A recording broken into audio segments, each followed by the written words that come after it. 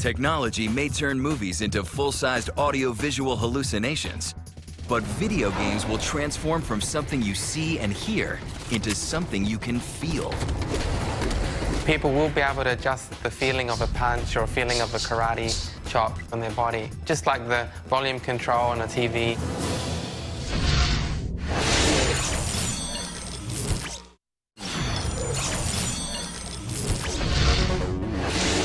The acceleration of computing speed and power has transformed video games into entire virtual worlds that are more lifelike and interactive than ever.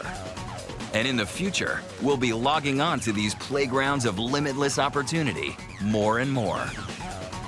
We'll be spending, in fact, most of our time in these virtual environments because they'll be just as realistic as real reality, but a lot more exciting.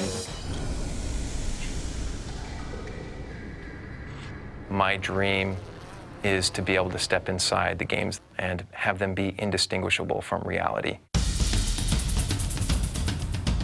But no matter how fun it is to blast and slash your way through today's games, the experience never quite crosses the border into feeling real, because you never quite feel anything.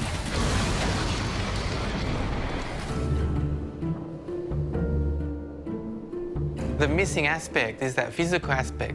Our body is moving and our body is experiencing and feeling. It's not the same as reality. High-definition graphics and digital surround sound have pushed the sights and sounds of video game play to new limits. You look like you could use a drink, stranger. But video games have barely begun to explore our other senses. Adrian Cheok of Singapore's Mixed Media Lab is working on ways that will allow us to actually feel the virtual environments of video games through haptics, software programs that recreate physical sensations. In the future, we're going to have radical new forms of both communication and entertainment and play using such haptic technology. Haptics are just starting to appear in real-world applications. Bomb squads will use haptic-controlled robots to get a better grip on potential explosives. Athletes will use haptic training devices, like this whitewater rafting simulator that transmits the push and pull of a virtual raging river through the oar itself.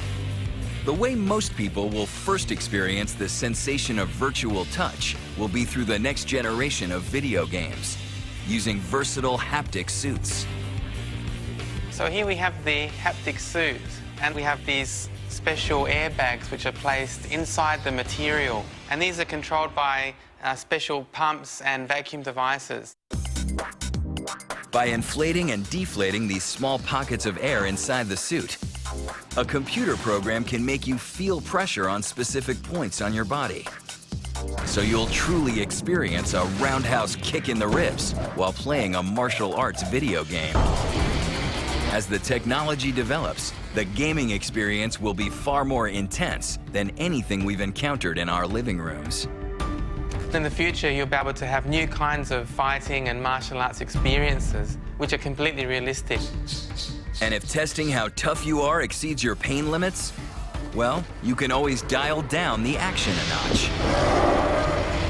People will be able to adjust the feeling of a punch or a feeling of a karate chop on their body, just like the volume control on a TV. In the future, haptic technology will spring up in all sorts of fun ways, from virtual bungee jumps to virtual battlefields. Your body will be able to feel what's happening around you without any actual risk to life and limb. You'll really feel those actions on your body as if you're really there. It's not just a game that you're playing with a controller. Climbing Mount Everest. I can't do that now, but in the future, I'll really be able to experience that, even if in the real world it'd be impossible. Video games and virtual worlds will become complete sensory experiences, literally feeling more real.